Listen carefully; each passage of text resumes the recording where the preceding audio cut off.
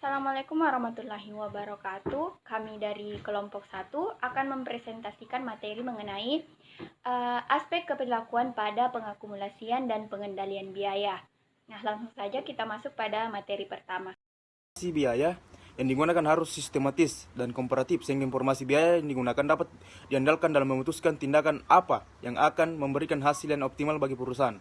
Yang kedua yaitu informasi yang digunakan harus terkoordinasi dan terintegrasi sehingga informasi yang bersedia dapat digunakan oleh manajer perusahaan dan mudah dipahami dan dimengerti oleh pemakai. Yang ketiga yaitu mencerminkan otoritas sehingga masing-masing manajer dapat dimintakan pertanggungjawabannya. Yang terakhir yaitu informasi sebaiknya dapat memfokuskan perhatian manajemen. Adapun biaya dibagi ke dalam dua kategori utama berdasarkan aktivitas fungsionalnya. Yang pertama itu biaya manufaktur, merupakan seluruh biaya yang berhubungan dengan aktivitas fabrikasi perusahaan. Adapun contohnya itu yang pertama bahan baku langsung, tenaga kerja langsung, tenaga kerja tidak langsung, biaya overhead pabrik. Sedangkan biaya non-manufaktur adalah biaya yang berhubungan langsung biasa disebut dengan biaya operasi. Adapun contohnya yaitu pemasaran, marketing, yang kedua biaya administrasi lainnya. Materi selanjutnya yaitu mengenai pola perilaku biaya. Nah, biaya berdasarkan hubungannya dengan perubahan volume kegiatan perusahaan dibagi menjadi 3 macam. Yang pertama yaitu biaya tetap, yang kedua biaya variabel, dan yang ketiga yaitu biaya semi variabel. Adapun biaya tetap yaitu biaya yang jumlahnya tetap meskipun volume kegiatan perusahaan berubah-ubah. Nah, biaya tetap ini bersifat statis dan biasanya dalam akuntansi biaya tetap ini tetap dikenakan meskipun tidak ada produksi, atau jumlahnya pun akan tetap sama meskipun jumlah produksi meningkat. Contohnya yaitu seperti misalnya gaji pegawai, uang sewa gedung, dan biaya cukai. Yang kedua yaitu biaya variabel. Nah, biaya variabel adalah biaya yang jumlahnya selalu berubah-ubah secara proporsional atau sebanding dengan volume kegiatan perusahaan. Nah, perubahan itu dipengaruhi oleh volume kegiatan perusahaan dan volume penjualan. Sebagai contoh, untuk memproduksi satu sapu tangan dengan biaya produksi yaitu Rp100, di mana dapat kita lihat pada tabel saat perusahaan memproduksi 100 unit dengan biaya produksi sebesar Rp100, maka biaya produksinya yaitu 10.000. Nah, begitu terus hingga produksi mencapai 500 unit. Nah, dari tabel di samping ini memperlihatkan bahwa jika jumlah unit berubah, maka jumlah biaya juga berubah. Nah, perubahan itu dipengaruhi oleh volume kegiatan dan volume perusahaan. Yang ketiga yaitu biaya semi variabel. Nah, biaya semi variabel ini hampir sama dengan biaya variabel, di mana jumlahnya selalu berubah-ubah sebanding dengan perubahan volume kegiatan perusahaan. Dan besar kecilnya perubahan dipengaruhi oleh produksi dan penjualan dari perusahaan. Bedanya, biaya semi variabel mengandung 2 unsur yaitu biaya tetap dan biaya variabel. Sebagai contohnya yaitu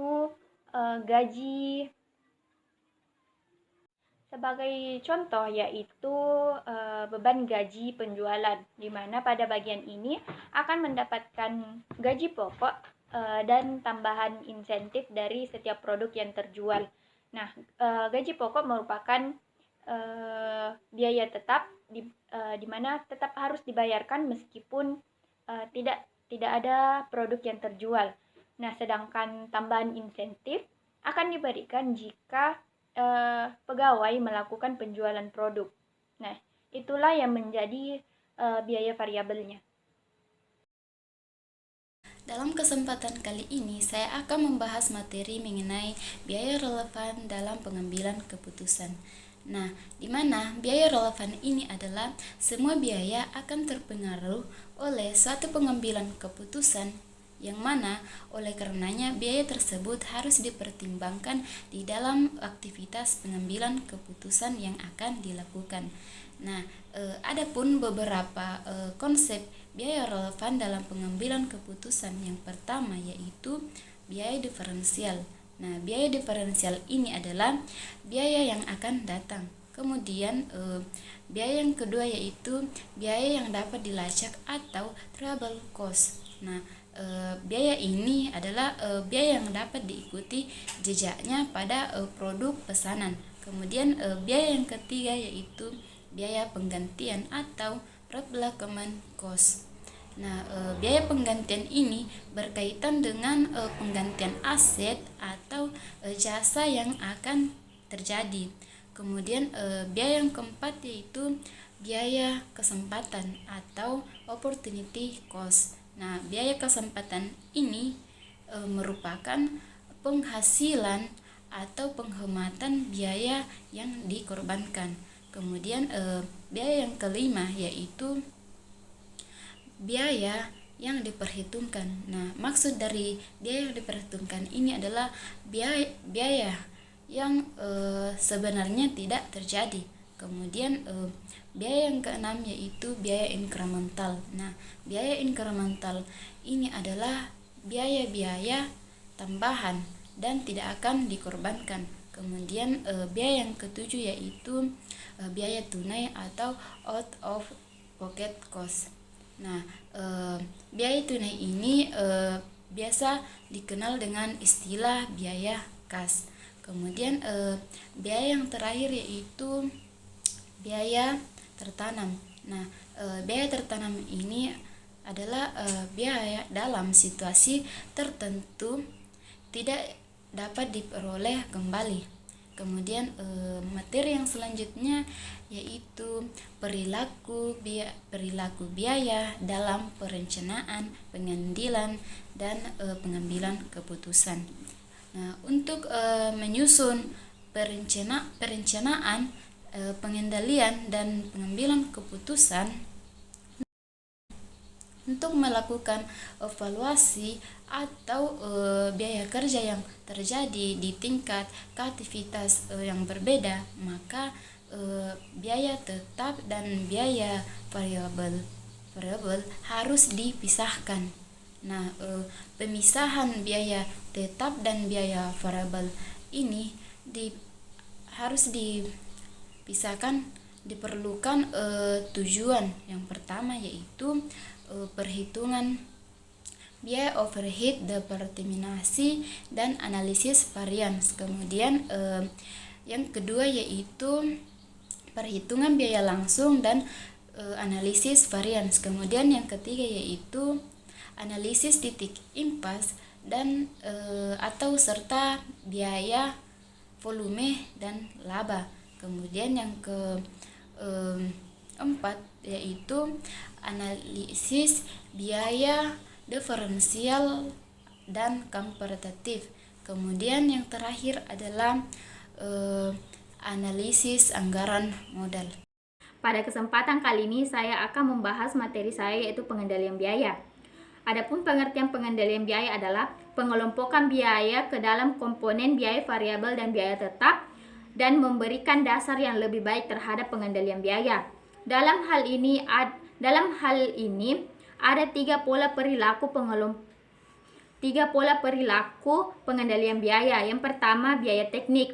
Biaya teknik meliputi bahan baku langsung, biaya tenaga kerja dan biaya overhead pabrik seperti bahan bakar dan listrik. Yang kedua, biaya tetap berkomitmen adalah seluruh biaya organisasi dan pabrik yang terus terjadi tanpa memenuhi tingkatan aktivitas dan tidak dapat dikurangi tanpa merugikan kompetensi organisasi untuk memenuhi kebutuhan jangka panjang. Yang ketiga, biaya diskresioner adalah biaya yang muncul dari keputusan periodik, biasanya tahunan, tingkatan maksimum yang dikeluarkan. Biaya Biaya yang tidak dapat memiliki hubungan optimum yang dapat ditunjukkan secara input pengambilan yang diukur dengan pengambilan biaya dan output yang diukur dengan pendapatan dan tujuan lainnya. Adapun materi selanjutnya yaitu pengambilan keputusan. Dalam hal ini ada 4 langkah yang harus dilakukan. Yang pertama, keputusan baruan produk. Dalam hal ini manajemen dituntut untuk mengetahui margin kontribusi dari produk-produknya sehingga akan membantu produk mana yang akan didorong dan produk mana yang akan dikurangi. Yang kedua, keputusan harga produk baru. Pada umumnya, sebelum memasuki pasaran, seluruh produk akan melalui uji coba secara ekstensif oleh perusahaan yang memiliki reputasi pada tingkatan tersebut. Yang ketiga, penetrasi pasar. Dalam hal ini, manajemen menggunakan biaya variabel untuk menentukan harga sebelum memasuki pasar baru. Yang terakhir, penghapusan produk. Dalam hal ini, margin kontribusi akan membantu manajemen dalam menentukan produk akan dihentikan atau produk hanya berhenti berjualan di pasar tertentu. Baik, materi selanjutnya yaitu aspek keperilakuan dari langkah akuntansi biaya yang dipilih. Materi pertama, penetapan standar. Elemen yang paling penting dalam menentukan kegagalan atau keberhasilan adalah standar yang digunakan sebagai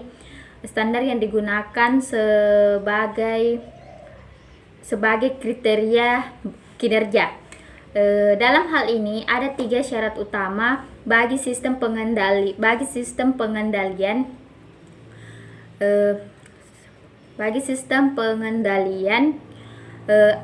secara keperilakuan. Yang pertama, standar yang harus dilakukan harus sedemikian rupa sehingga orang akan berpikir realistis bukannya arbiter.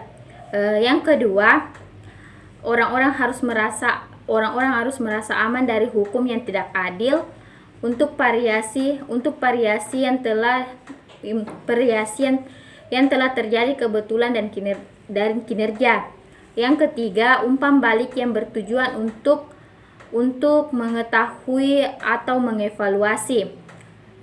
Materi selanjutnya itu partisipasi dalam penetapan standar. Para ahli mengintisarikan logika jika para pekerja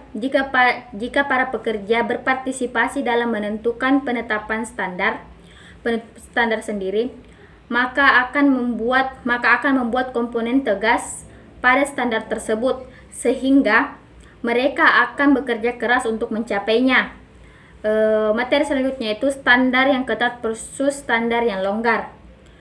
Standar yang ketat berguna sebagai tantangan yang berguna untuk mandor ataupun manajer yang termotivasi untuk kebutuhan prestasi yang lebih besar. Sedangkan standar yang longgar adalah standar yang tidak terlalu penting karena sangat mudah untuk mendapatkannya. Adapun contoh kasusnya yaitu pada proyek peningkatan jalan Betoyo 3D Kabupaten Manyar, Kecamatan Gersik, di mana pada proyek tersebut dana yang dianggarkan yaitu sebesar Rp9.411.000 dengan jangka waktu yaitu 135 hari. Dan berdasarkan penelitian yang telah dilakukan oleh penelitian terdahulu, ternyata dana yang terrealisasikan yaitu sebesar Rp8.351.901.981. Nah, dengan jangka waktu yang ditempuh yaitu 132,5 hari. Nah, dari hal tersebut dapat dilihat bahwa proyek ini mengalami keuntungan sebesar Rp953.509.000 dan waktunya pun lebih cepat dari jangka waktu yang ditetapkan. Nah, ada beberapa hal yang dapat mempengaruhi keberhasilan suatu proyek tersebut. Nah, salah satunya yaitu pada pengendalian biaya, waktu, dan kualitas.